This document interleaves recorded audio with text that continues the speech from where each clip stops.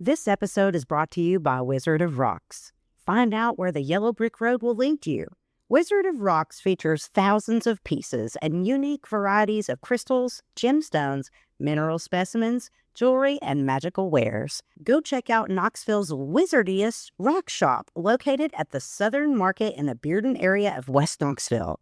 They're open Monday through Saturday, 10 a.m. to 6 p.m. at 5400 Homburg Drive. Whether you're a collector, a first-timer, or looking for the perfect gift, the Wizard has something for you. Tell them Creative Evolution sent you.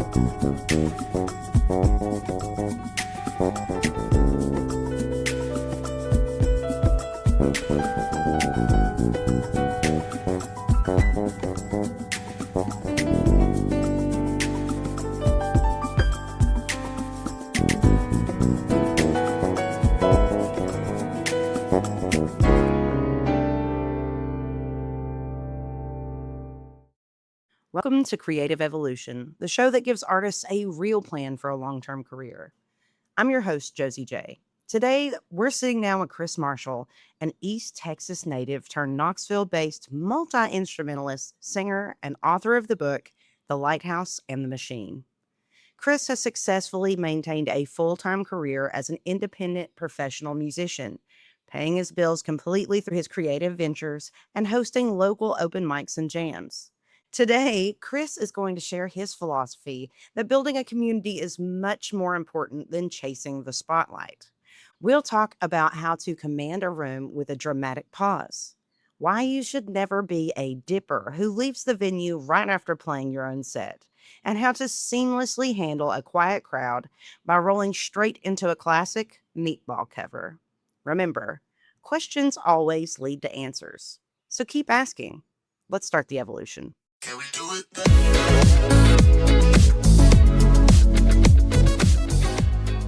Hello, and welcome to Creative Evolution, Chris. I'm so excited that you're here. Happy to be here. Ready for take two? Ready for take two? Yes. For those of you who don't know, I lost all of my files for 3 episodes. So some of these are redos, but That's all right. We'll just cover new ground. yes, Be well rehearsed anyway.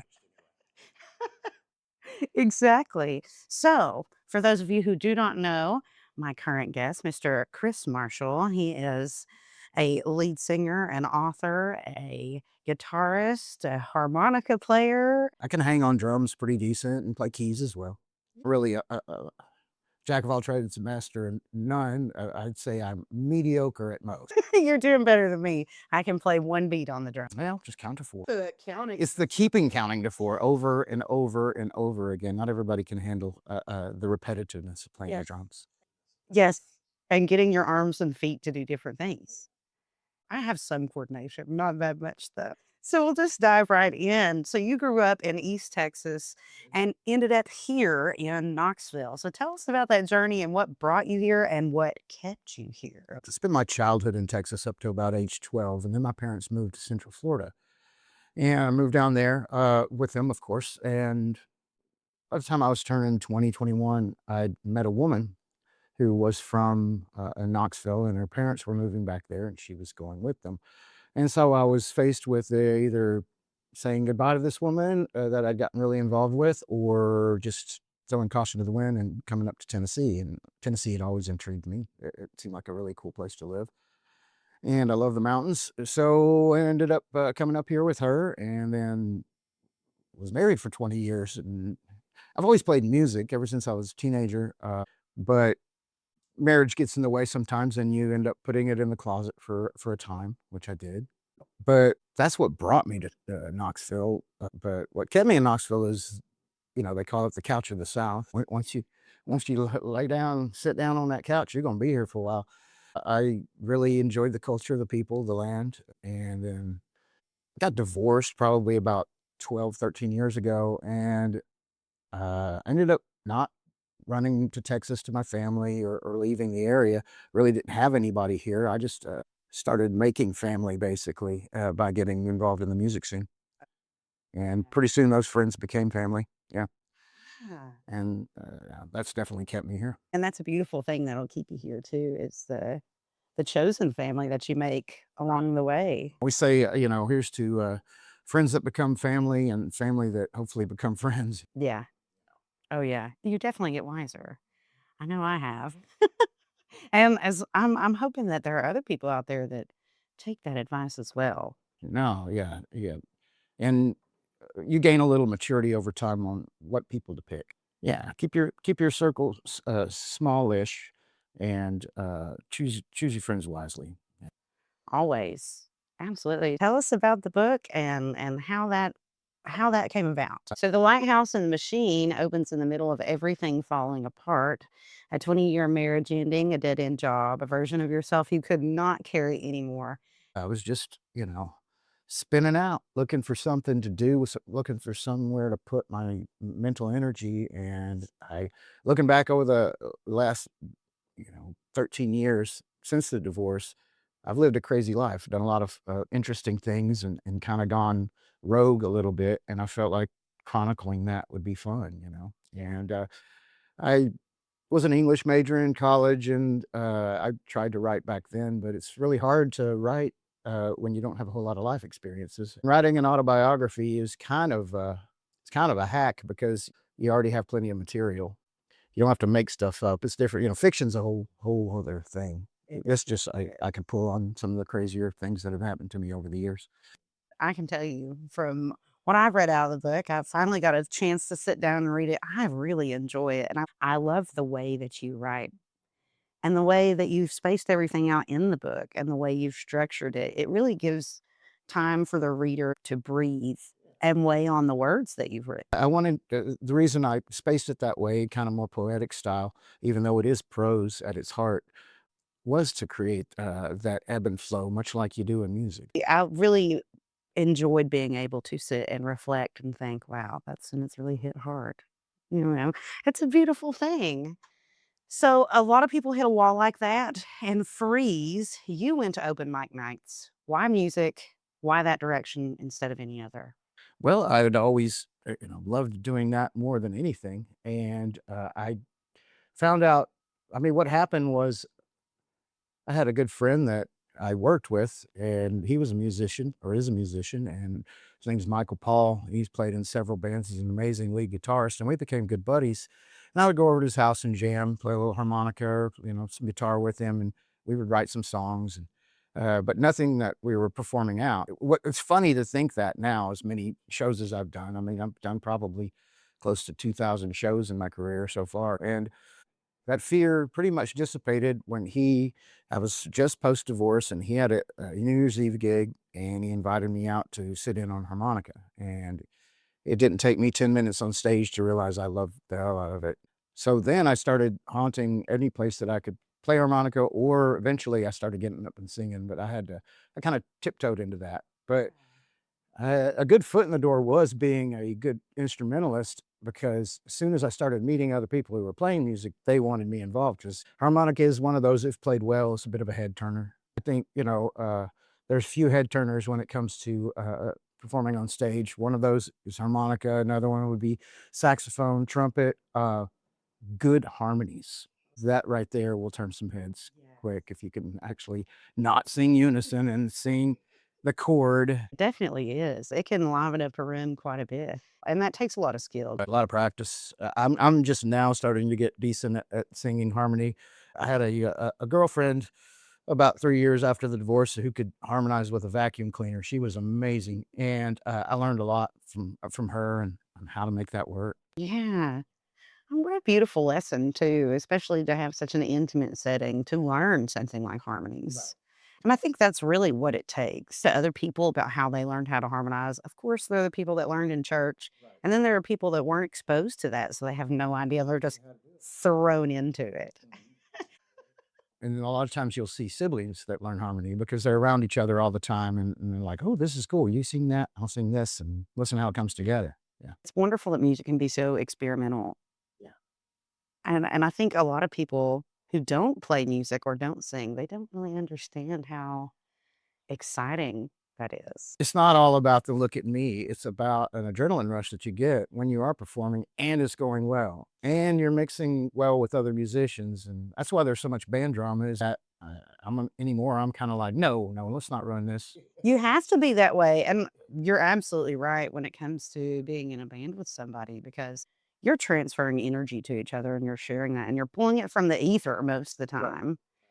And then you just have that bond that you can't pay for. Yep. You can't pay for you can't buy that. Oh, yeah, no, it's a drug. It is. It is a total drug. Yeah. Yeah, it bleeds through into the music. And you can also tell a lot about a person by the way they play music. Yeah. If they step on you, or if they're, their personality is kinda like that. There's the overplayers, Mhm. they're they're good musicians by all rights, overplayers, but they they're so good, they wanna make sure everybody knows it. True talent, I think, is restraint. So you describe what followed as a blur of open mics, road miles, strange friendships, and late night gigs in small town bars. What were you looking for in those rooms? Really, at first, I was so sick of, the day job thing, and I realized that there was actually a market for what I did because I was getting offers. I needed to thicken my skin, I needed to get better, and I needed to get to a point where I'm seasoned, and that's what you have to do, is to thicken your skin and to get better, because this is not a game for the thin-skinned, definitely. Definitely not. Not, because 'cause there'll be plenty of times that nobody even likes it. They didn't know they were, quote, unquote, "supporting live music" that night when they came to the bar, and guess what? They were. Or you'll get someplace that books you. I don't really do country music. I do Americana, classic rock, country-ish sometimes, a little bit of reggae, jazz, that kinda thing. And I remember one time getting, booked at one of these little East Knoxville beer joints. I think it was called Saddlebags. I shoulda known. Yeah, Saddlebags. What a name. But, I got done playing a set, and this woman comes up to me, and she's like, "Well, why don't you play in the city?" And I said, "I do play in the city quite often. I just came out here because they asked for me to come out here and play." And she's like, "Well, you don't really fit in here." And I say, well, you know what? If you talk to management, let them know that I probably won't be hired again. I wasn't hired again. And I think she was like related to management, you know, you probably own the bar or something. I'm like, I'm sorry. You know, I'm not going to do no, you know, Luke Combs or Travis Tritt or, you know, that's just, I, if you've ever heard me sing, it's just really not not, doesn't fit me. Like, you don't do country, you're a soul singer, right? If it's the right song and it's the right tone and I feel it, yeah, I could do some country, but I prefer not to. I like rock, I like soul, I like funk. Not that I couldn't do it, I just wouldn't feel authentic doing it, you know? I keep a few country ones in my back pocket. I wrote a country song. It's called, "They All Come Back from Nashville."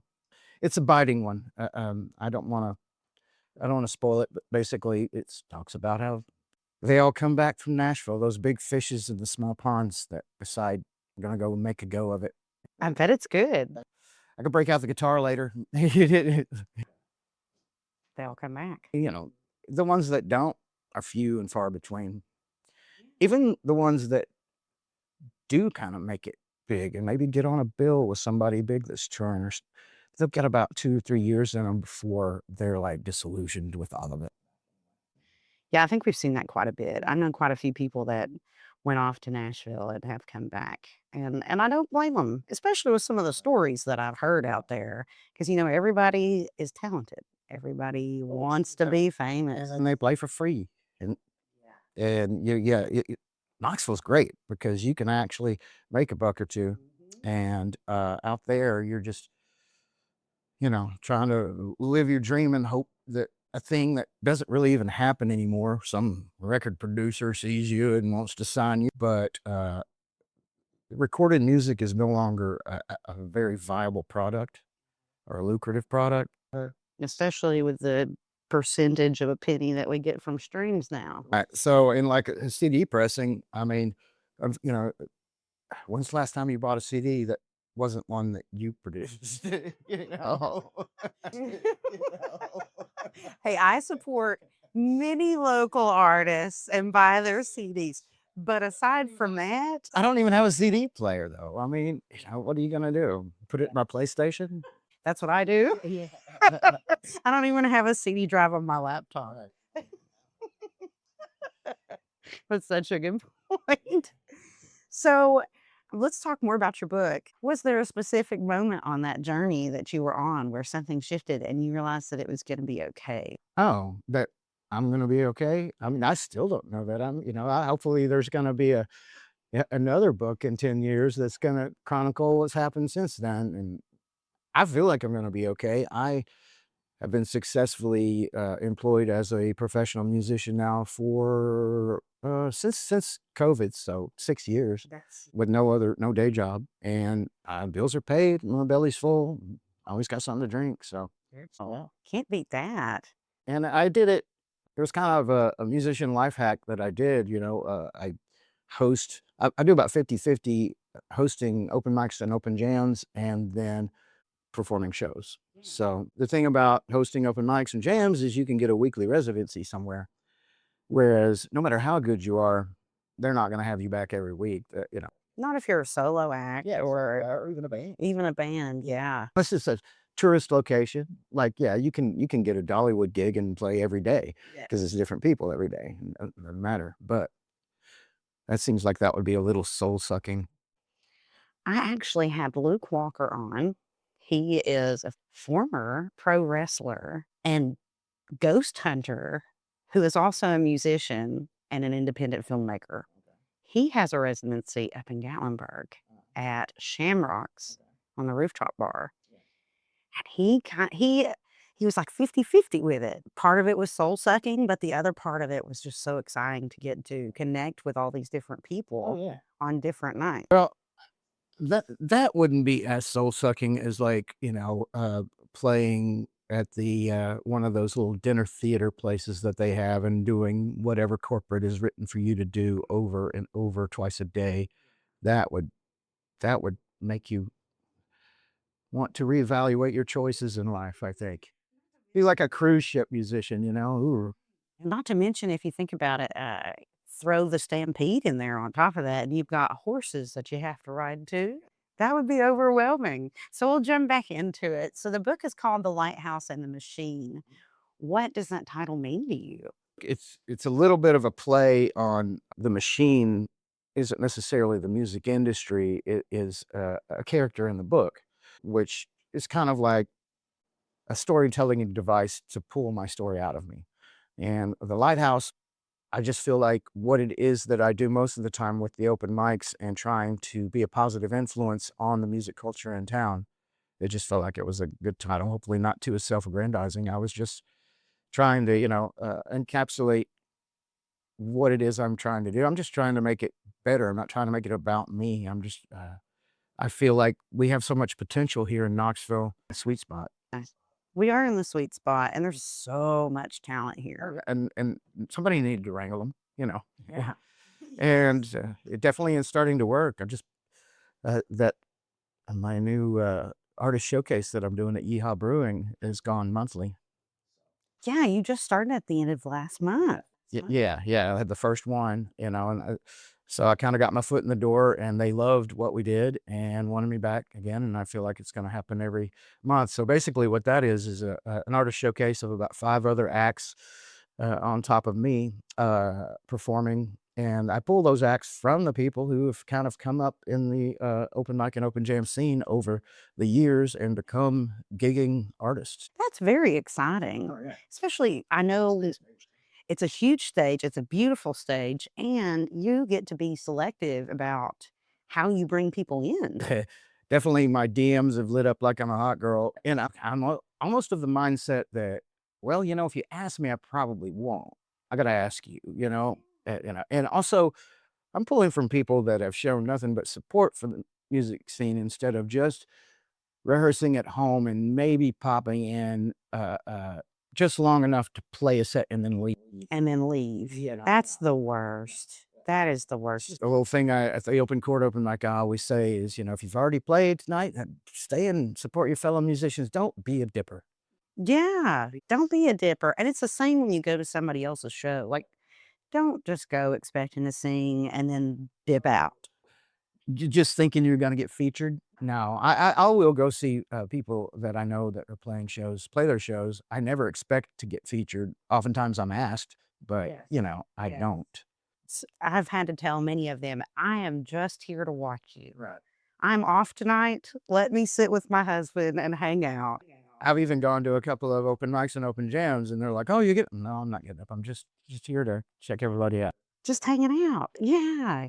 And it is beautiful that we have the opportunity to do that. And it's kind of mind-boggling to the people who are just like, I mean, it's like being an open mic host. You get to deal with so many egos and bruised egos. I had a guy who showed up with his band at the open chord one, and he was like, he's like, "When do you think, we're going to be getting up?" He's like, "Because a lot of times, all these people get up and leave, and by the time we get up, there's hardly anybody in the room." And I'm like, I said, "Brother, I'm going to give y'all a sweet spot tonight. It goes from 7 to 10. Let's put you at about 8:30, 8:45. Right smack dab in the middle will be great." He's like, "Okay, cool. We're going to go get something to eat." I said, "Wait a second. You just complained that people left and didn't see you play, and you're about to do that same exact thing?" He looked at me like, Are we the pot or the kettle today? exactly, hey. Mm. And the sarcasm that you have, I can only imagine how much fun it is to do that on the stage. It's a lot of fun, and I was always a really shy kid, even in my high school and college years. I was absolutely terrified to speak to the class or speak in front of a group, and then now I get up in front of hundreds of people sometime and talk just like I'm talking to you right now. And once you develop that comfortability to be able to talk to a whole room full of people as if that's just the one person in the room with you, that's what separates a good MC from somebody who's just, deer in the headlights up there, doesn't know what to do with their hands. Yeah. Like Ricky Bobby. I don't know what to do with my hands. You have any advice for any listeners that maybe are still feeling really shy and really scared to get out there? It's advice that you can't just, a lot of people say somebody's suffering from depression. Well, just cheer up. You know, it's really a hard thing to get somebody over a fear like that, you know? I don't know that there's any sort of golden ticket for it other than realize that nobody cares. Nobody cares. The only person cringing the next day about something you did on stage is probably you. Yeah. Maybe your mom. Yeah. Depending on what you did. Maybe. Yeah. And no, they're not going to eat you. Right. I think that's true. And I like how you said that it's like telling a depressed person, well, just cheer up. Yeah. There's hardly any advice you could give other than keep doing it no matter how uncomfortable it makes you feel sometimes, because eventually you won't feel uncomfortable. Yeah, you won't. I know in the first probably 2 years of me getting on stage, I really had to do some breath work because I would get so anxious and so nervous, but mostly it was leading up to the stage. I will say now the music part, yeah, you rehearse and stuff, but if you're gonna keep the night flowing and actually talk to the crowd, that's where people, you know, kind of get deer in the headlights. And there is one tip: never underestimate the power of a dramatic pause, because you know it makes people kind of move forward and like, what is he going to say? As long as you follow with something, and it could be just the finishing of your sentence, but you put that pause in the middle and it gives it more gravity. Yeah, like you just did. That's one of the reasons I get hired a lot, is because I'm able to do that well, and not too many people are good MCs or good, you know, talkers. I mean, I love putting on a show, but I still talk in between songs and joke with the audience and play little games with them. I play a game called Decades, where it's to keep people from requesting specific songs. And I got about 100 songs floating around in my brain, but I don't use an iPad or music stand. I go straight on memory. So the only reason people request songs is not because they really want to hear that song. They want to be a part of the show. They want to influence it in a way. And I kind of nip that in the bud with playing Decades, since I know a bunch over the decades, and I'll say, hey, give me a decade, 60s, 70s, 80s, 90s, 2000s, 1920s. And but don't give me an artist, don't give me a song name. And eventually, you know, somebody will always be like, Play the Bee Gees. James Taylor, Neil Young. And I'll say, sir or madam, let me explain the rules of the game again. And a drunk guy went to him, well, there is no game. I said, sir, I've got the microphone. There absolutely is a game. I just invented it. And that's the best way to deal with that too. Oh, well, what do you think about listening to some independent artists? Absolutely, roll 'em. Let's do it.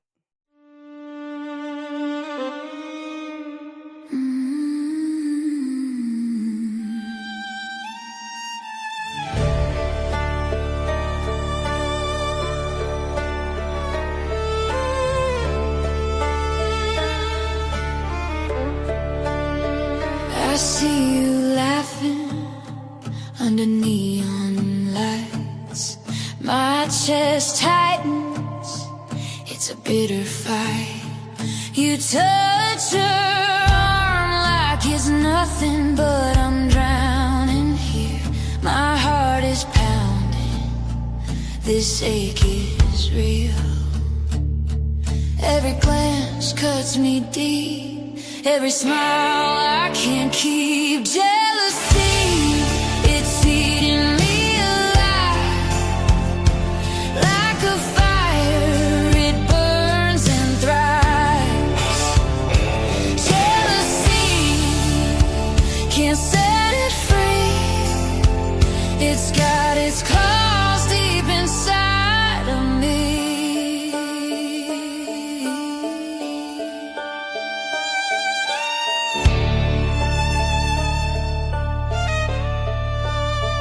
I bite my tongue, it tastes like you and regret. Your shadow lingers like smoke from your cigarette. She's got your gaze, she's got your laugh, and I'm left choking on the aftermath. Every word felt like a lie, every moment a goodbye.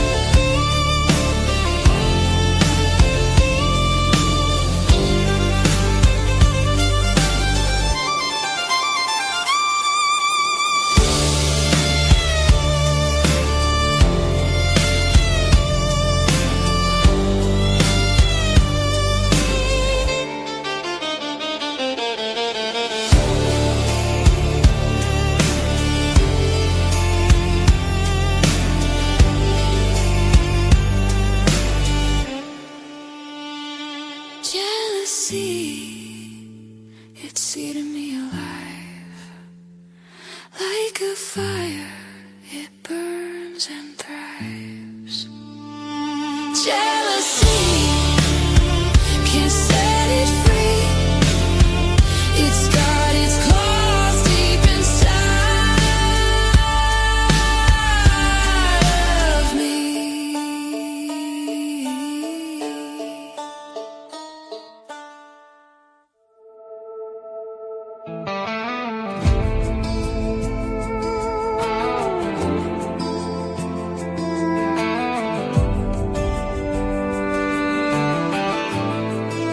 It's always a slow ride home, and such cold nights when I'm gone. But I'm getting by, and I'm making good time. And my heart is racing, my head is pounding, my hands are shaking, but I don't mind. And I feel a bit useless, but I guess I'm just human. These ins and these outs, yeah, I'm just moving through them. Life gets old when you're going through the motions, full of hard days like crashing waves in the ocean. How do I go on when I've got nothing to hold on to? I said I'm alright, yeah, I swear I'm just fine. And this time it's not a lie. For once in a while I can smile. I was taking too much, I was drinking too hard, but now I'm thinking that I'm alright. And I feel a bit useless, but I guess I'm just human. These ins and these outs, yeah, I'm just moving through them. Life gets old when you're going through the motions, full of hard days like crashing waves in the ocean. How do I go on when I've got nothing to hold on to?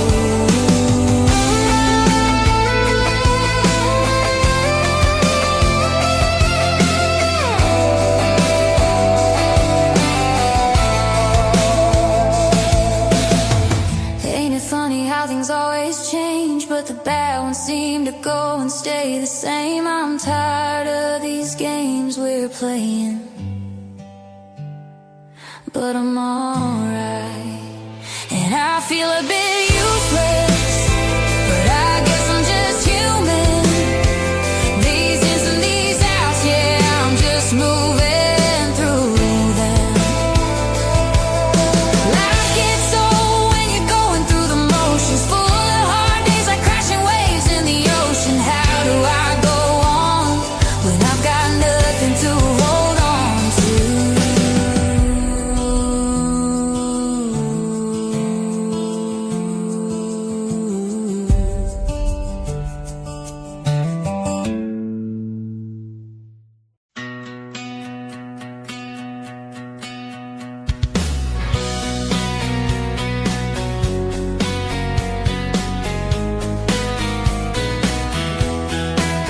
This house of cards was bound to fall with just a little gust of a wind. So-called friends to watch it all and offer up their two-faced grins. Said that they could have told me so. Yeah, but how was I to know? What was sinking sand beneath my feet would let me drown. I gave all I ever had, but all they did was let me down. In sinking sand, keep my head above it now. I'll keep on moving, make my way through it, and I'll find my way out of the sinking sand. It's just a moment, not the end. The world will keep on turning around. You say I'm crazy to let it fall, and I said I'm crazy not to burn it all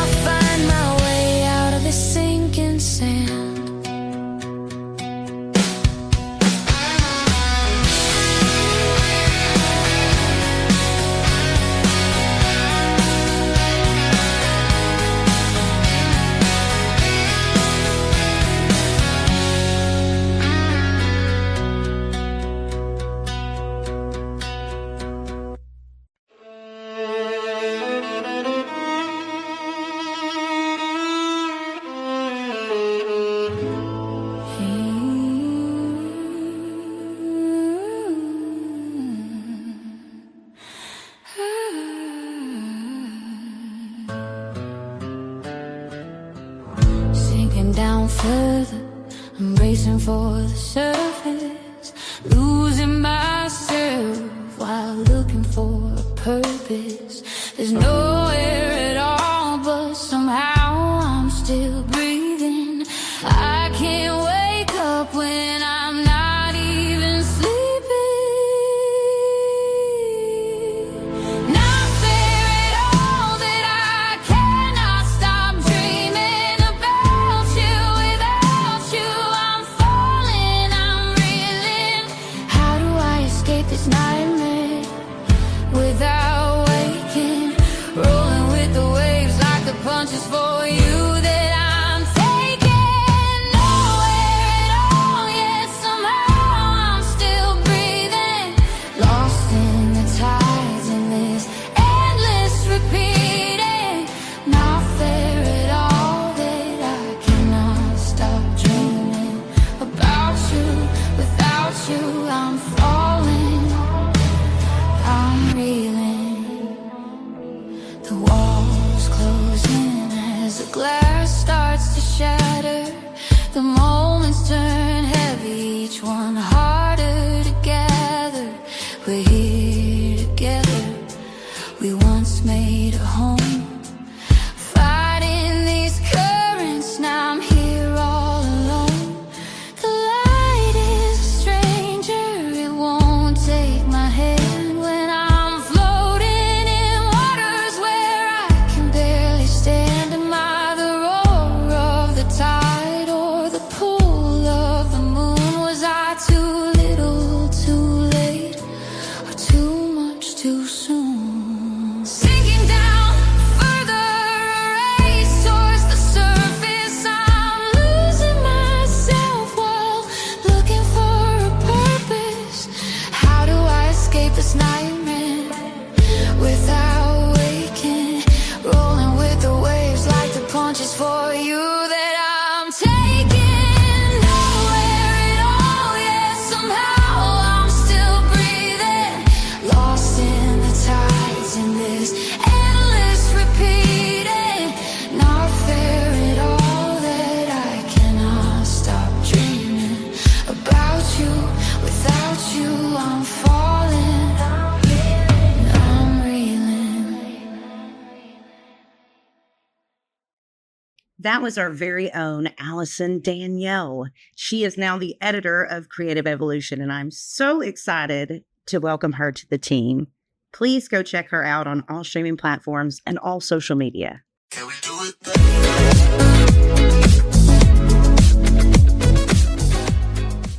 So, what'd you think of that, Chris? Oh, that's good stuff.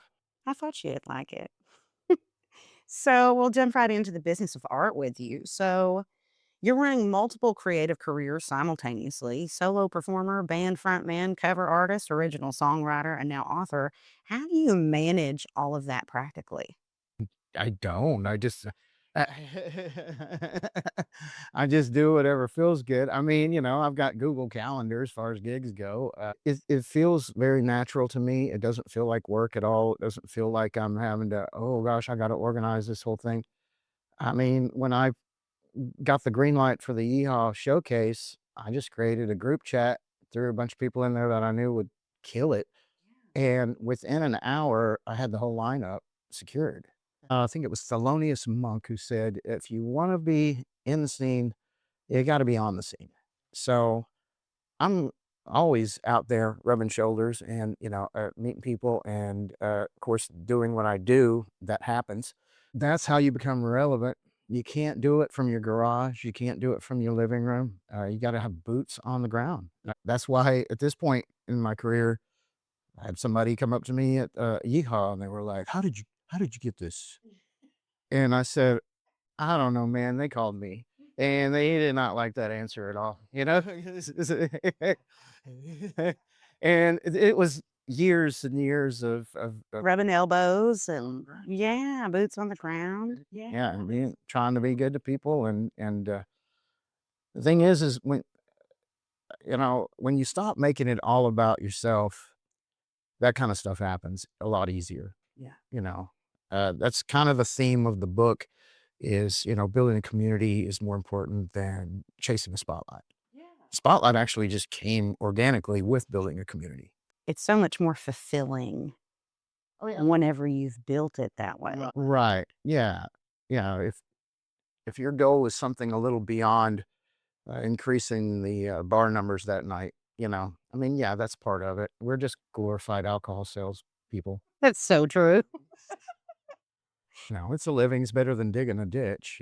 But also, like, what's funny is, like, and this is a good thing, society is shifting more towards sobriety a little more.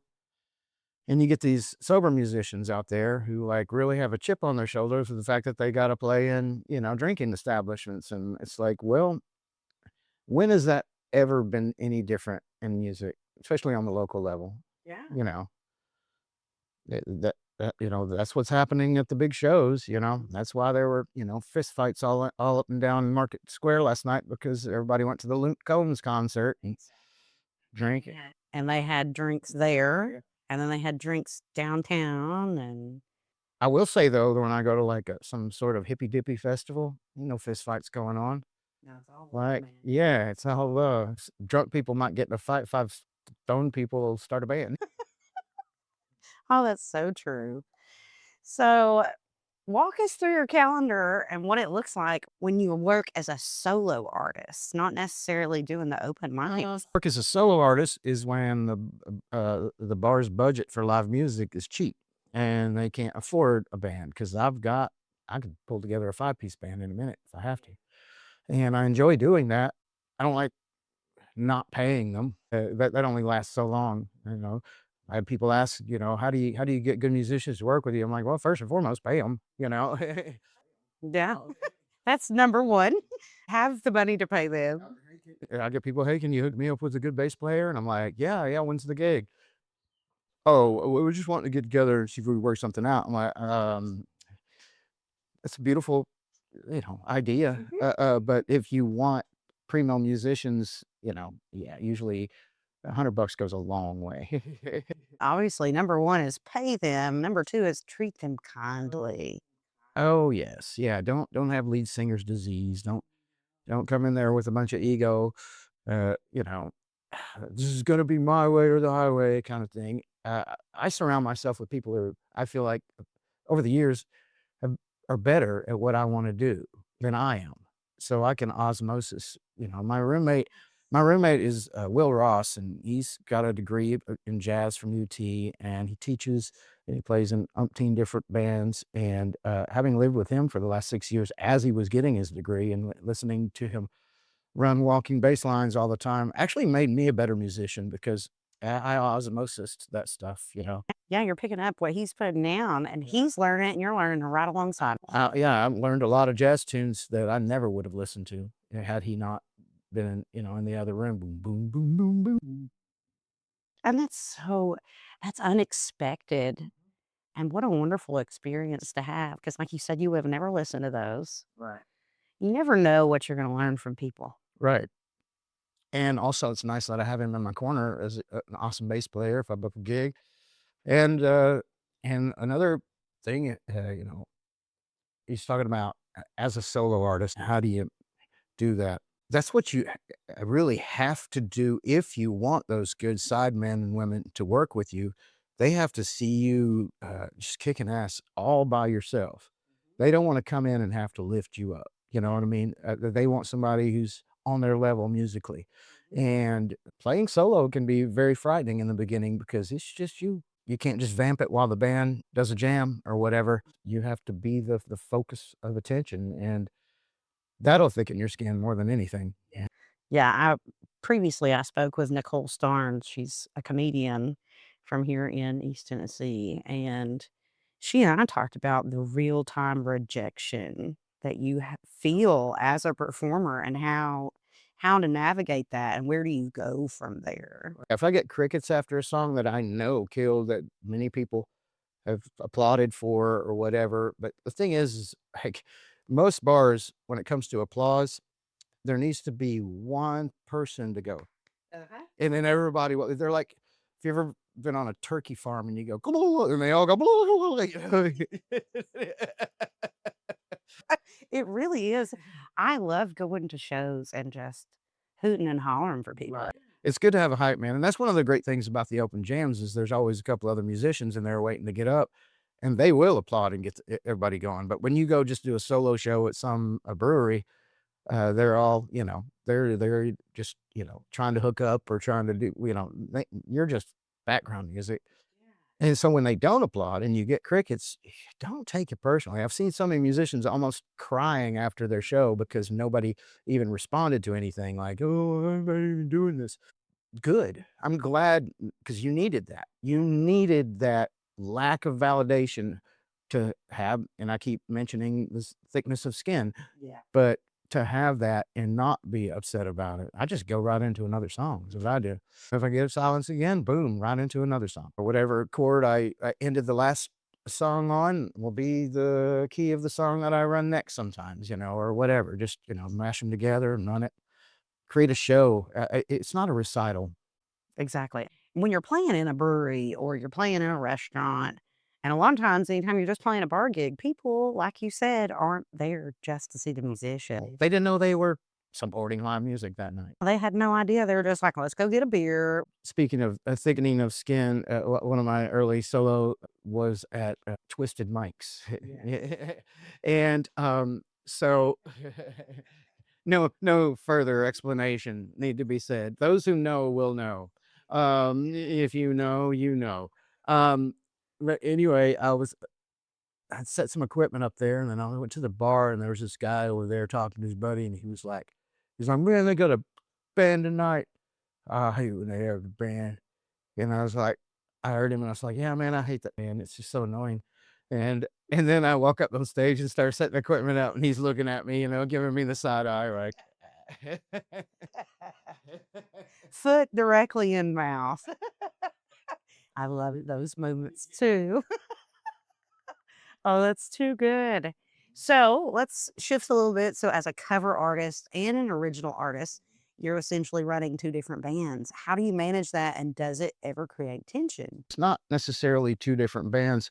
If I book something that's more on the singer-songwritery edge, then it's people know my originals because I'll still Trojan horse some originals into my cover shows as well. Usually I'll do about one a set. If I get no response, I just go into the most meatball cover I can just to bring them back in. My stuff isn't half bad, and oftentimes I do get a good response, and when I do, I'll let them know that it's an original. But otherwise, they wouldn't know. I get a little bit of a derisive grin sometimes when I'm doing stuff at the open mics and open jams, because if I do some originals and people are like digging it, I'll say, you can find all my originals streaming straight to your ears next time I play live. And, because everybody gets up there like, I'm on Spotify, and I'm on this, and I'm on that, and I'm on this. And I just haven't seen the return on investment on getting into all those platforms. Because like I mentioned before, recorded music has lost its value. My value is as an entertainer and a performer. You have a perfect point, and I'm sure it's really funny for the people that are paying attention, that they're like, he just said it's streaming to my ears. No, I like that a lot. If you want to hear my originals, well, come see a show. You should come to a show. So, how do you approach booking and getting into new venues? What's worked and what hasn't? The boilerplate emails, I mean, that's like fishing when the fish ain't biting, you'll send them out there and you can't get upset if you don't get a response because they are inundated with them. As far as booking, the boots on the ground thing has worked for me. You just being relevant, being out there, getting to know the bar owners, getting to, and don't come in hot. No, and don't be pushy. Don't be pushy. Don't come in hot. And I'm at a point now, which I'm glad I'm at, where how do I book? I answer texts. Simple and Yeah, it's simple and effective, but that's not like, you can't get started and expect that, your inbox is going to light up. That was a decade in the making. Yeah, it takes time to get where you're at. Absolutely. So, what does your revenue model look like right now? Is it primary live performance, or do you have income streams, including the book? I mean, I did make a small profit on the book. I mean, most people take a bath on their merch anyway. And I was surprised that, that's pretty much how I did it. I didn't put it on Amazon or try to, sell it to bookstores or anything like that. I just sold it at my shows, and they eventually sold out and made a small profit. And I was really surprised. But as far as revenue streams, no, it's entirely music. I don't have a 401k paying me out. I don't have a pension. This is my working retirement, is what it is. So far, it's working for me. Luckily, I share a very small house with another musician, and we get by. And so my expenses are not huge. I drive a 26-year-old car, but there is a beauty in not owning anything. When you really got nothing, you got nothing to lose, and there's a freedom in that. There is. There really is, because definitely been not owning anything and not even have a comma in the bank account, and I lived, I got by. Yeah. Now I got a comma in the bank account, but I like not having anything. If I had a big house that I had to worry about, paying taxes on, the government getting, or, whatever, landlord deciding they don't want to rent the place anymore or whatever. Still, that could happen to me. Will could decide, could get a girlfriend, and she's like, "You got to kick this old man out of your house." Yeah, I hope that doesn't happen, but you're absolutely correct. You never know what's going to happen. Don't do it, Will. Don't do it. But in my experience, when I was, oh gosh, how old am I now? 10 years ago, I lived in a motel in Gatlinburg. This was after the fire, so there was nowhere to rent. And I lived in this little 10 by 10 hotel room. It had a bed, it had a little mini fridge, it had a microwave, it had a bathroom, and it had a TV. Quite possibly the happiest I've ever been. I didn't even have a car.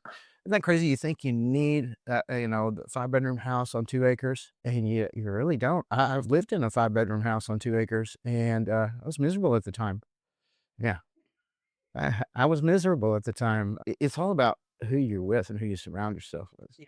And I didn't learn how to be discriminatory in that until a little bit later in life. Yeah, which is unfortunate, but I think we all go through that.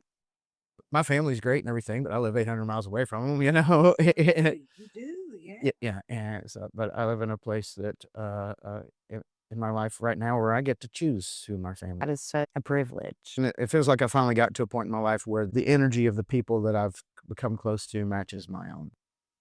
That's something I think we should all strive for too. Absolutely. If you're listening, kids, he said it twice now. Be careful who you are around. Pick and choose them wisely. And you don't need stuff to make you happy. Decent playing guitar, sound equipment, so I can go to my next show. A car that somewhat runs to get there. Yeah. Oh, life's pretty good. I like not waking up to an alarm clock. That's for sure. Yeah. We're the only animals on Earth that wakes up to.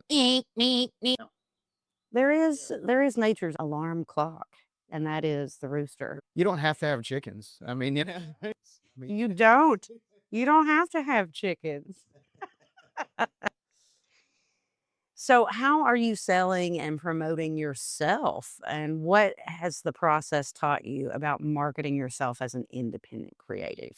You would love to hear like this golden formula, but there really hasn't one been. I think selling myself and marketing myself is just being out there and getting to know people. And the thing, it mentions it in the book if you read the book, but there was a thing that I did, a podcast of my own back in the early days of Facebook Live when it first started becoming the thing. And I called it Music Talk, TAWK is how it was spelled. I knew a bunch of musicians from all of my haunting open mics and that kind of thing, and going to people's shows and making friends with them. And I put out the cattle call to anybody who wanted to be on the show, and we would do it live every Wednesday from my living room with Facebook Live. And it really took off because everybody loves talking about themselves. That's why we're doing a podcast right now, I guess. And and so that, it was surprising me. Even some of the people that I thought were like big names were like, "Yeah, sure, now come do it." And we had some good interviews. It felt like it was a natural and easy thing to do. That really did wonders for my PR. Yeah. Oh, I'm sure it did. Yeah. And since then, it's just word of mouth, I guess. do good and be good. And be kind. On stage, flip a switch, be that badass up there. Off stage, be humble. You can have the persona on stage and then come off and not. What to me is some of these artists who like carry that persona with them everywhere they go. That stage persona, they're walking around with it, and it's like, come on, man. Yeah, it's us here. We all do this. It's gonna be okay. Nobody's gonna think less of you if you get off stage and you're like, hi, after commanding a stage for 3 hours. We can't be on all the time. We can't. Be aware of your surroundings and who's in the crowd. Yes. No, when I go do a cover show, I always scan the audience for how much gray hair there is, and depends on, what songs I'm gonna do. I bet that's a Gen X right there. We're gonna do some 90s stuff. How about Fastball or something like that? Or I bet they want some Simon and Garfunkel. It's so important. You said earlier in the first segment, you said that you always default to a Meatball cover if you don't get a good reaction or you get no reaction out of your originals. So what are your top 5 Meatball covers? It really depends on the audience I'm looking at. One of them would be the Joker by Steve Miller. And then I go into a little bit how if you play the Joker backwards, it's a whole other overplayed cover song. And it certainly is. You try it, play the Joker backwards on guitar, and it's Sweet Home Alabama. Yeah. That makes so much sense. Yeah, basically 3 actually. So you got G, G, G, G, G, C, C, C, C, D, D, C, C, C, C, G, G. Or, but if you do it the other way on, dun, dun, ba, da, dun, dun, ba, da, dun, dun, da, ba, da, ba, da, da, da, da. Yeah. And then I'll finish it and be like, that was Steve Miller's The Joker in reverse. Another one would be like Melt With You by Modern English. Yeah, that one everybody loves. If it's a little bit younger audience, I might do Send Me On My Way by Rusted Root, or one of those ones that everybody's like, oh, I like doing those one-hit wonders and the forgotten covers that people forgot they loved, like Never Tear Us Apart by NXS, or Walk on the Ocean by Toad the Wet Sprocket. I don't know that one. I probably know it if I heard it. Spitballing out. I don't know if that would be my top, 50 Ways to Leave Your Lover. If they're really old, I'll do In the Jailhouse Now, by Jimmy Rogers, Oh, I bet that really fires them up too, especially the ones that go out that want to dance, get with their lover and dance a little bit, take it way back. When I got my full band, I like doing Little Green Bag by George Baker Selection. I don't know, you probably don't recognize that, but if you ever saw the movie Reservoir Dogs, Yes. the opening theme, boom, boom, boom, boom, boom, boom, boom, boom. Oh, that's so niche. Boom, boom, That's boom, boom, boom, boom, boom, boom, boom. Yeah. And now that one's always like, what? Yeah, I've heard that. What is that? I like doing niche stuff. Like, I'll do I Want to Be Like You from the Jungle Book, the King Louis song. I'll do Jump in the Line by Harry Belafonte. okay. I believe you. Now, I like the fun ones. And I try to, in my original music, I try to write joyful songs or introspective songs more than sad laments, because I see that so much at songwriter nights and all that. And I see some songwriters, I'm like, do a favor for me, write a joyful song. I'd love to hear you write a joyful song, because every one of them sound like you're just ripping your heart out every time.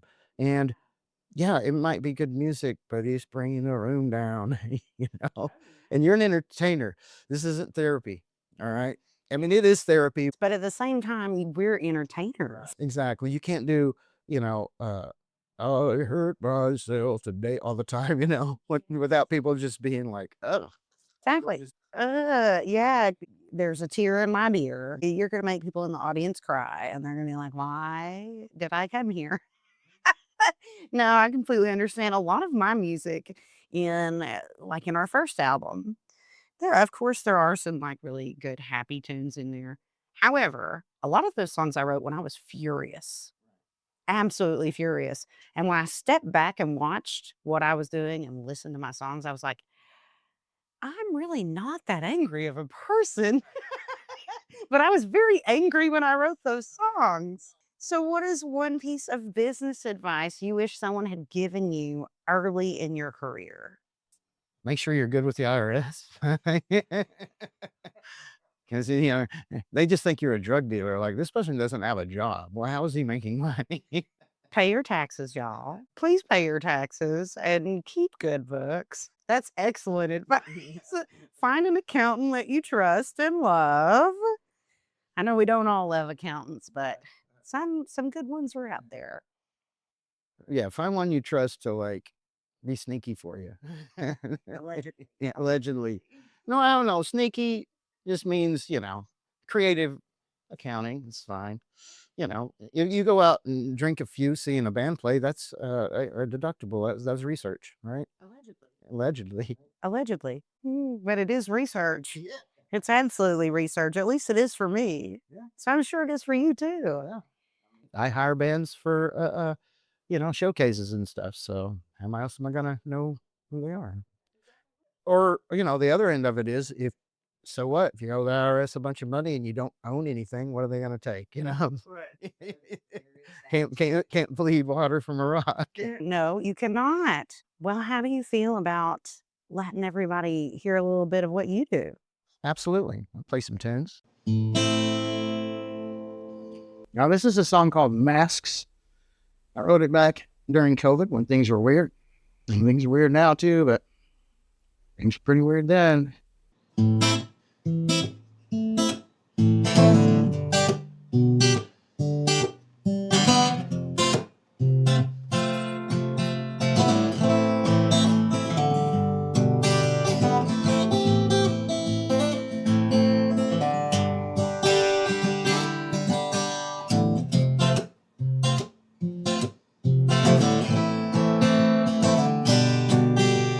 Midlife crisis in real time, but it's goodbye headline. Viral infection of your mind, but don't doubt, count on your birthright. It's only you in the end, right? Lost inside your mind. So put on your masks and go outside,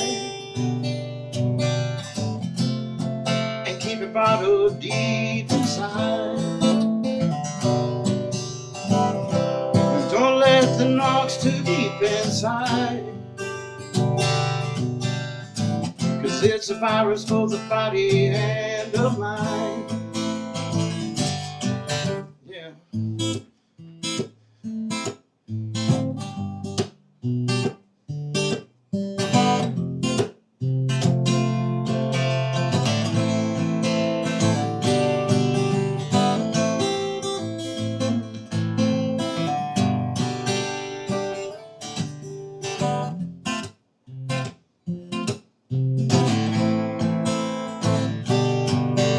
I'm half right.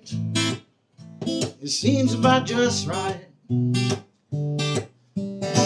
The dissemination of what is wrong and what is right. But you'll know right when everything's in hindsight. But what was truth or what was fucking shite? So put on your masks and go outside, and keep it bottled deep inside. And don't let the knocks too deep inside. No, 'cause it's about both the body and the mind. Yeah.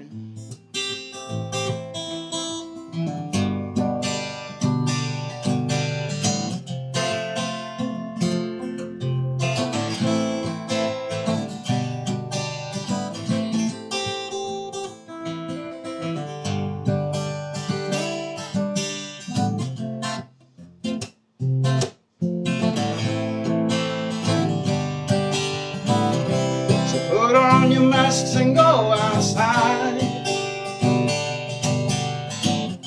and keep it bottled deep inside.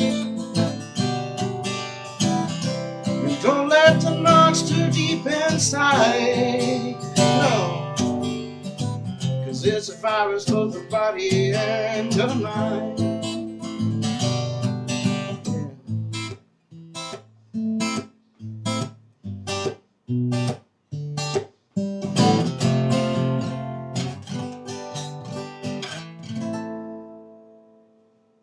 This one's called The Living Dead.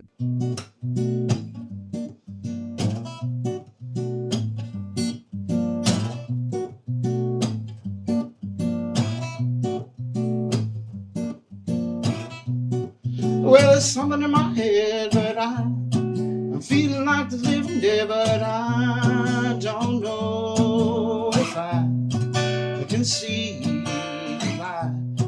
When it's cold and there's no bear, well, I do what's needed to just survive. Will I provide, or will I die?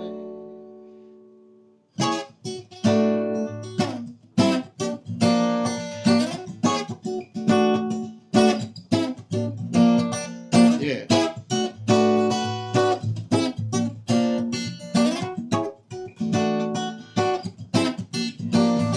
Well, some are days and some are nights, but some are days and some are nights they stay. And some are days and some are nights, but some are days and some are nights they stay with me. Ooh, they stay with me. Ooh, they stay with me. Ooh, they stay with me. Ooh, they stay with me.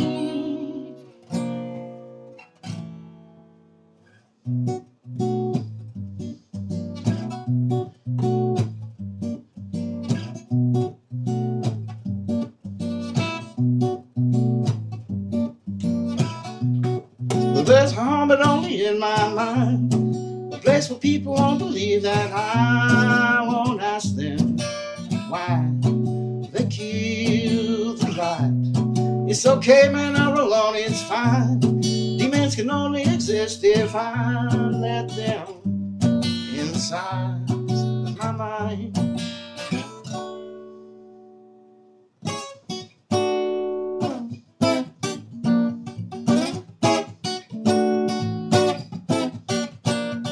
Yeah.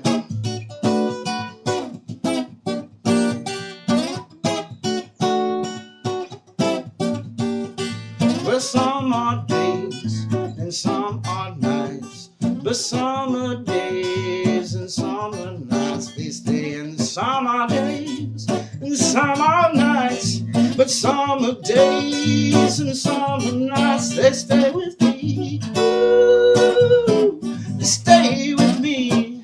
Ooh, they stay with me. Ooh, they stay with me. Ooh, stay with me.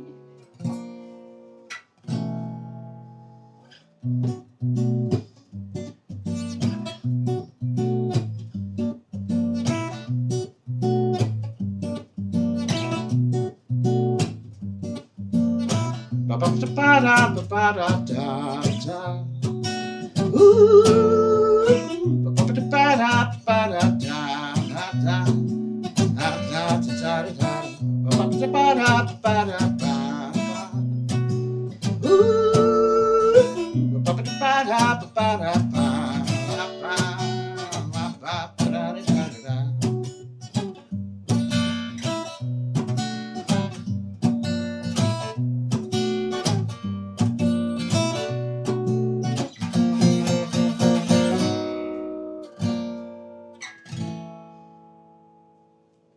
There's They All Come Back from Nashville, country song. Ooh, I'm so ready.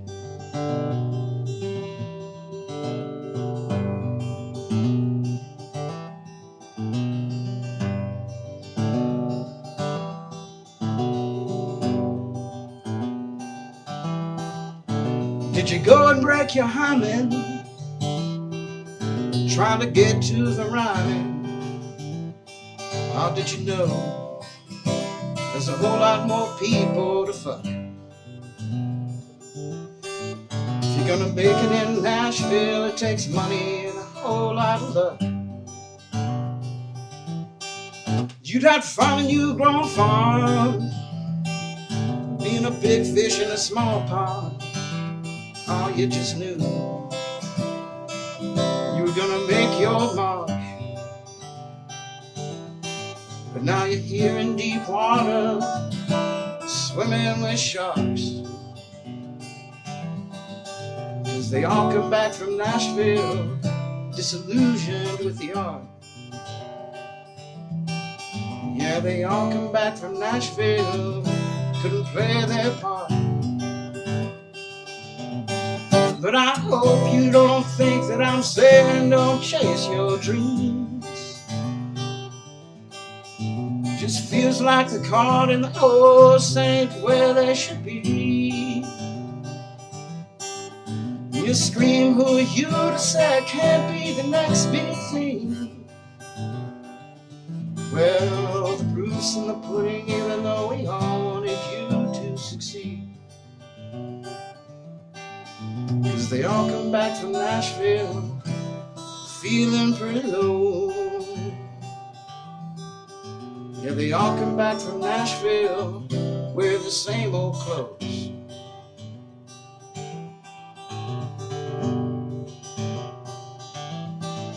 You got a studio apartment, and you're working at the department store down the road. But I hear they're about to close. Yeah, they all come back from Nashville, feeling pretty low.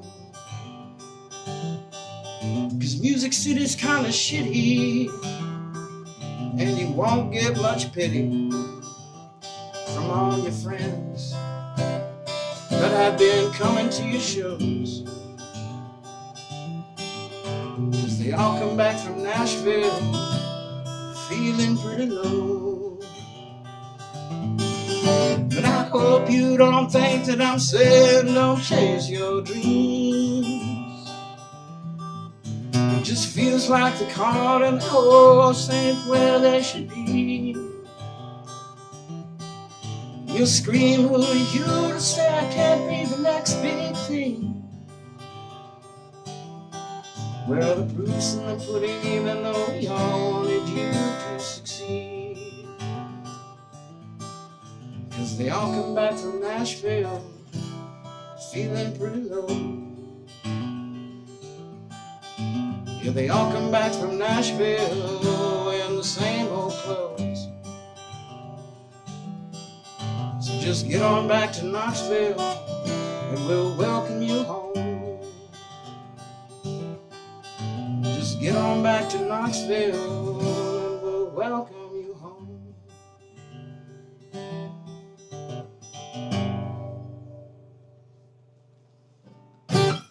This one is about high-functioning alcoholism. It's called I'll Be All Right.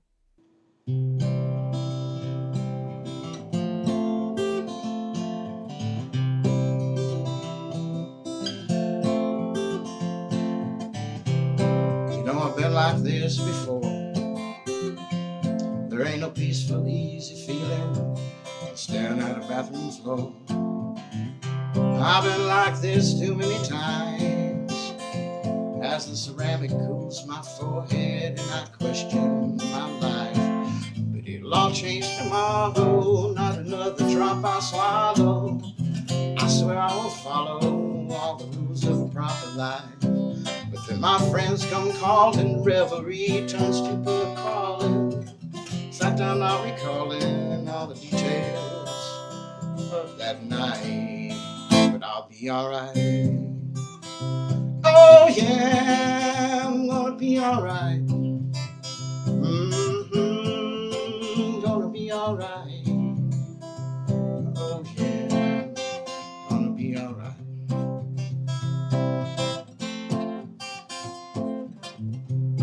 There's a lamppost in the dark, doesn't put out much light, it just fizzles and sparks. I said I know just how you feel as I lean my back up against the base and start to question what's real. But it'll all change tomorrow, not another drop I'll swallow. I swear I will follow all the rules of a proper life. My friends come calling, revelry turns to pub crawling. In fact, I'm not recalling all the details of that night, but I'll be alright. You know I'll be alright. Oh yeah, gonna be alright. Gonna be alright. 'Cause I'll get my shit together. I might put it in a backpack, take it somewhere I can deal with it better.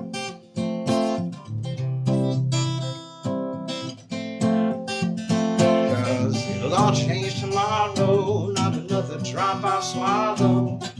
I swear I won't follow all the rules of a proper life. But then my friends come calling, reverie turns to bug crawling. In fact, I'm not recalling all the details of most nights.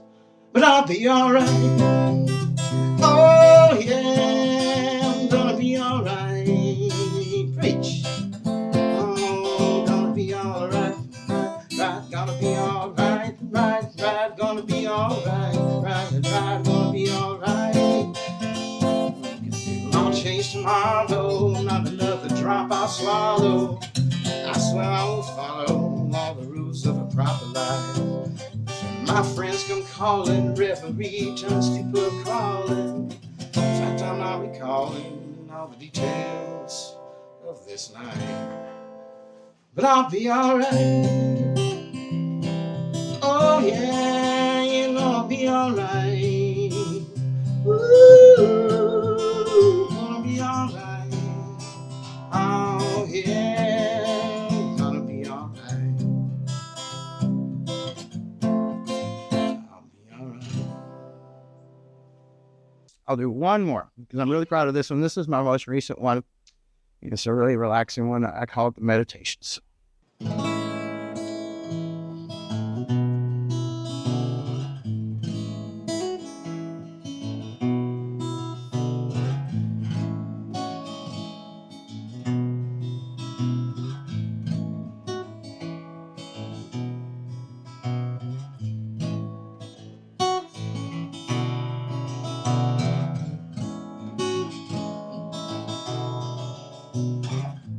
Breathe in, turn your eyes to the ceiling, and slowly let go, no more sighs, just let peace in. Reel in, turn that line on your feeling. Don't rush, take it slow, thought touched with the bold colors bleeding. Take care, all we have is time. I'm instead, so call me at another time. Prepare, 'cause we all know love is blind. Repair and give it one more try. Sunlight warms my skin and it feels like the crux of life's flux, just a small slice, the soul starlight. Hold tight, the sun dips to the twilight. Gaze into the black points of light, winking back in the dark night. Take care, all we have is time. I'm ensnared, so call me at another time. Prepare, 'cause we all know love is blind.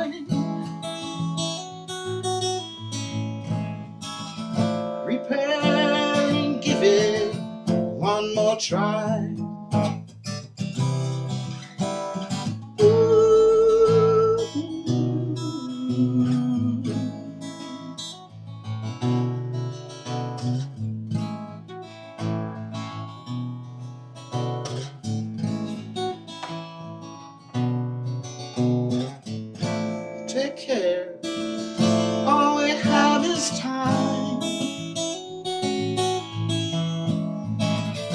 coming sled, so call me at another time. Prepare, 'cause we all know love is blind. Prepare and give it one more try.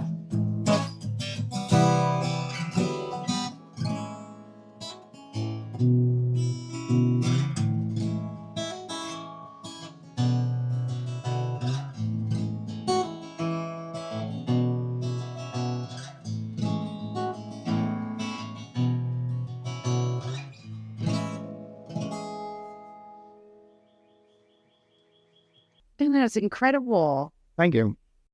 Let's dive into your songs and your lyrics for a minute. Sure. So you said you wrote Masks when COVID was happening. Right smack dab in the middle of COVID. I was living with a guy, and then COVID hit, and I lost both my day job and my night job. But luckily, I'd saved a little money, so I was cool. I could still pay rent, and but suddenly I was living like a 14-year-old again. I went and bought a BB gun at Walmart, sat in the backyard and shot cans, went on bike rides, and basically just kind of chill. And then wrote a bunch of music. And I'm like, well, everybody likes to write a song about whatever thing is going on in the world today. And but Masks it transcends that, I think, because we both can wear physical masks and metaphorical masks. Absolutely. So you know, even now that the COVID thing is over, you put on your mask and go outside. Yeah. Beautiful analogy to how we hit life head on when we're out in public. You gotta have your mask on. What was going on in the world at the time, but also I wanted to write one that was transcendent because I knew it was temporary. I knew it was gonna not be the topic of conversation in a few years because America's gonna get tired of it. And then, you know, and now COVID still exists, but ain't nobody telling you can come to work or play live music. So we just talked about Masked. Let's move on to the Living Dead.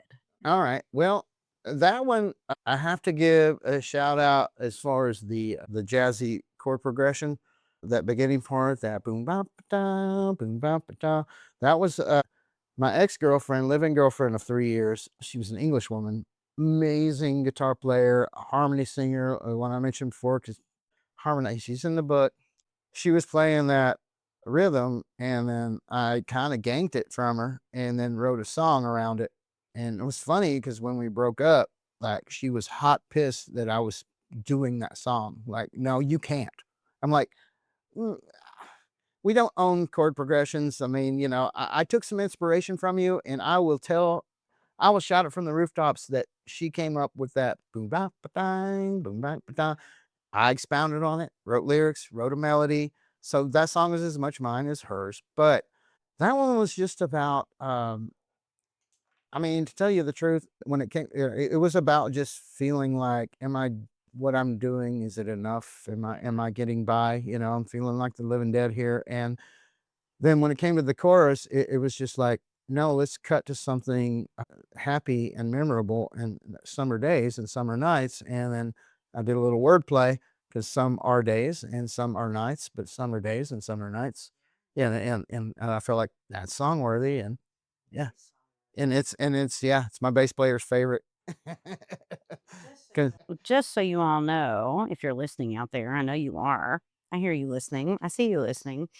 A fun fact about copyright is you cannot copyright chord progression, right, only melodies. Right? only melodies and words. So So I actually haven't heard that song. it seems to me, and I could be wrong. Who am I? Who am I? But I could be wrong, but listening to your lyrics and your explanations and the way that we've talked to each other in the past, I really feel like you just try to take an honest lens and give it to everybody the way that you see it in the most authentic light. That's a huge compliment, and I appreciate that because it's kind of what I've tried to do. A lot of people who get involved in music scene are trying to paint themselves in a certain way, and it's like, there's no need to paint. Be who you are. Be you. Yeah. That's what people identify with. They want to see authenticity, And how do you be authentic? I don't know. I can't tell you. I think that's something, it's like we were talking about earlier, how like people would say, oh, I'm just weird. No, saying I'm weird is the least weird thing you could say. Like, that's something for other people to say about you. Just be you. If it comes off weird, I mean, if they think it's weird, whatever, don't care. That even makes you more weird because you don't care that people think you're weird. You know what I mean?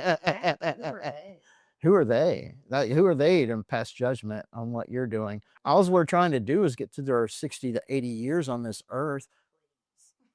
You know what I mean? You talked about They All Come Back from Nashville.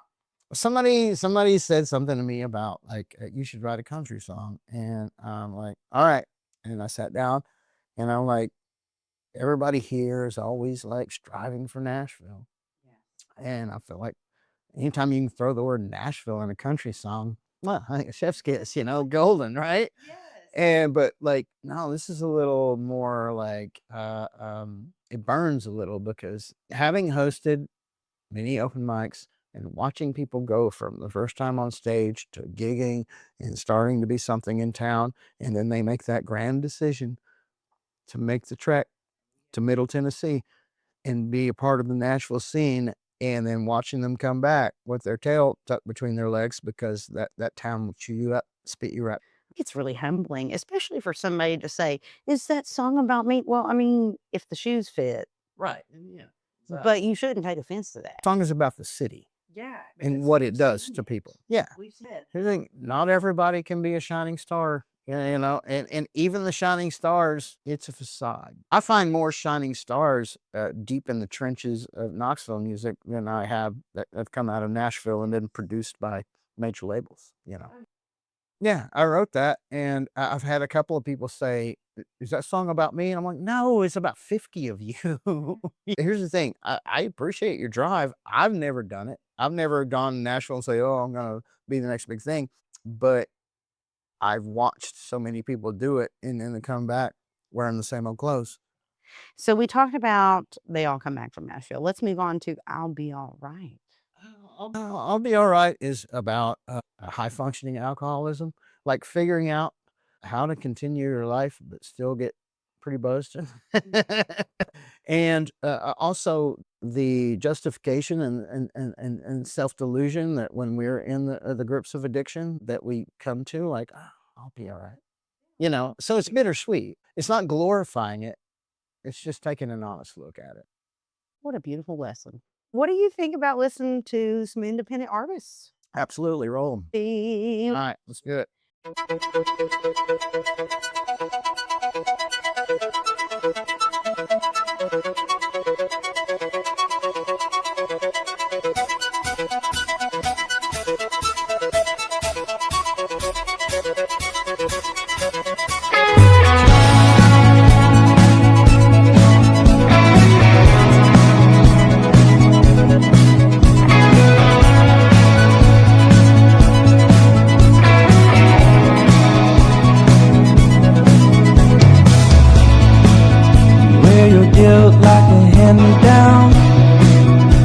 Chasing ghosts from your hometown. You see love like it's some kind of war. You light a match just to feel control. Still dance with what makes you cold. Spell I hope if you are ready. Are you ready? If you're gonna leave me with the walls down, don't disappear when the lights turn on. If you want the truth, then spit it out. If we're gonna burn, let's burn right now. If you're gonna leave me with the walls down, I won't be the one that you let me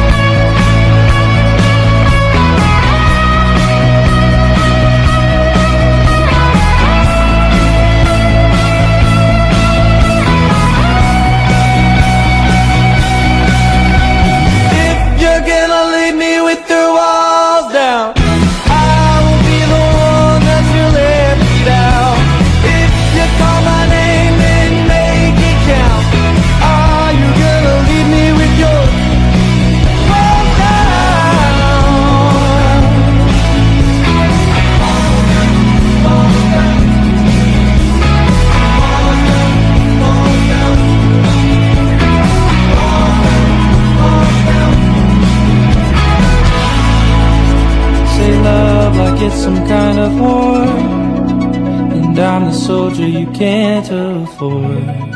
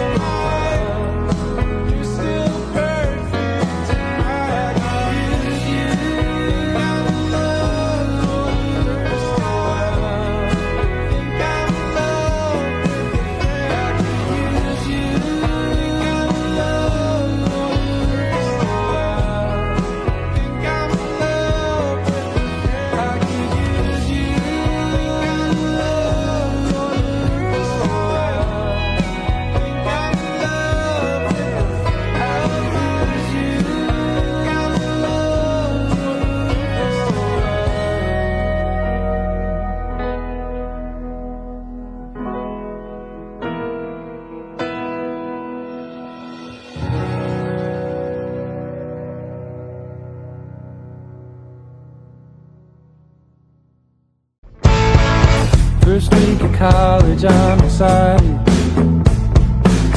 Felt I was coming alive. Old friends seemed all kind of matter, but you needed one that you left behind. Why'd you give up? Why'd you choose it? Thought it was a fresh start. I'm fine, but you're still refusing to forgive yourself for breaking my heart.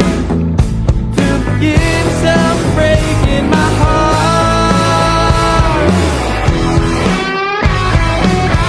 And now you're freaking out. It's not a one-night stand. Well, you should hear me now. I don't give second chance. No.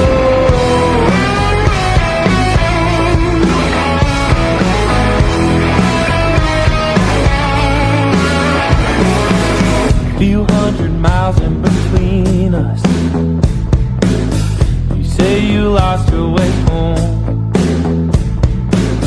You're mad at me 'cause I'm not missing.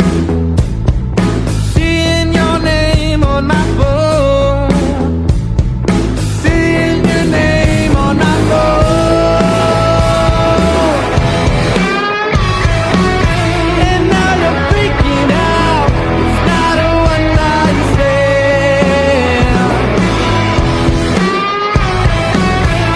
You should hear me now. I don't give second chance. You're ready to move on. You said I was wrong, but now we're freaking out. It's not a one-night stand. You should hear me now. I don't give second chance.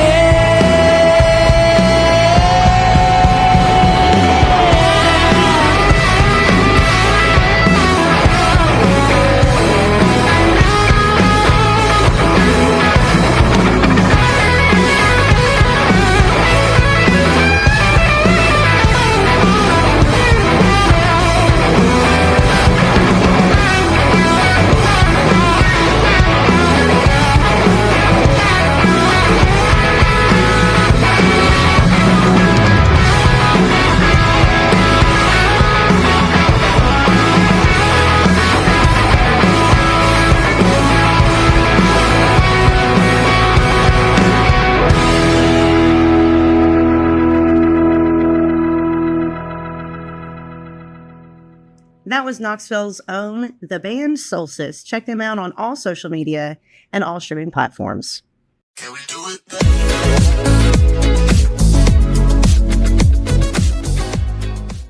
Welcome back. Welcome back. All right. For those of you who do not know, the hot seat is a this or that or short answer question game where I ask the question and my guest has to answer as quickly as possible. Chris, are you ready? I am absolutely ready. Run it. East Texas or Knoxville? Knoxville. Original music or covers? Yes. Classic rock or Americana? Yeah. A little bit of both. Yeah. Solo or full band? Yes. Studio or stage? Stage. Jazz or reggae? Jazz. Acoustic or electric? Acoustic. Big festival or intimate venue? Depends on the mood. Right. And does it depend on if you're on stage or off stage? Oh, yeah, absolutely. Yeah. Yes, if I'm both. If I'm on stage on both, then yeah, that's great. Writing songs or writing books? Writing songs. I mean, I wrote one book. I may write another, but that's not my true passion. I understand. I hope you do write another book. Open mic or headline show? Headline show. 5 decades of covers. Which era is the most fun to play? I guess for me, for my comeuppance in music, 90s. However, for crowd engagement, 70s. What is a song you will never get tired of performing? 50 Ways to Leave Your Lover. What is one line from The Lighthouse and the Machine you would put on a bumper sticker? My goodness.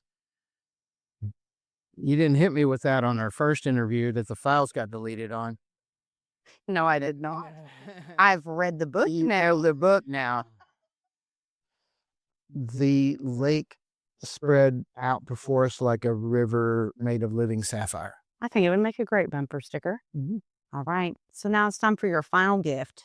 What is the single most important piece of advice you would give to an independent artist who is trying to build a long-term creative career? Don't take it too seriously. I love that. Where can people find you? Every week, I host a singer-songwriter, solo artist, or small ensemble open mic at Barrel House by Gypsy Circus on Mondays from 6:30 to 9:30. On Thursdays, I do a hybrid of open mic and open jam at Union Place Bar and Grill from 7 to 10. And then Saturday nights, I do a more deep into the pool, a full band jam at Union Jacks from 9 to midnight. I also host the Open Chords open mic that they do on a random day every month. And I also am starting a new artist showcase at Yeehaw Brewing going on monthly. The next one is going to be May 24th.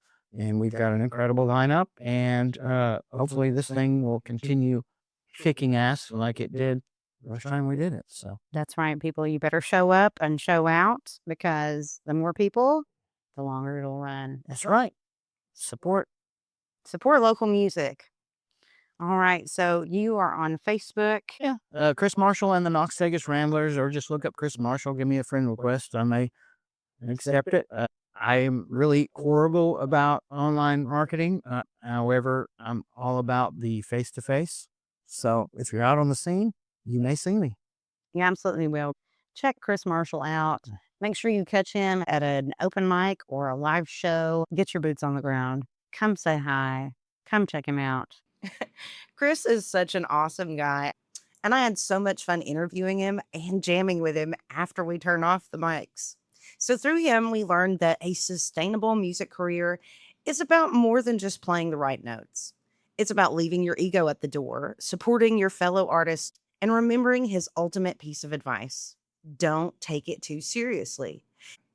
You can find more about Chris, his book, The Lighthouse and the Machine, and his band, Chris Marshall and the Vegas Ramblers, by searching for him on Facebook, or simply by getting your boots on the ground and catching him live at a local open mic. Be sure to check out our show notes for all the links for him and for our featured artists today: Allison Danielle, Chris Marshall, and the band Solstice. Building a long-term career is not magic. It's about discipline, thoughtful planning, and the courage to reinvent. Take a moment today and choose one area in your career where you will commit to being rock star good. And remember, questions always lead to answers, so keep asking. I'm Josie J, and until next week, your time to evolve starts right now. Can we do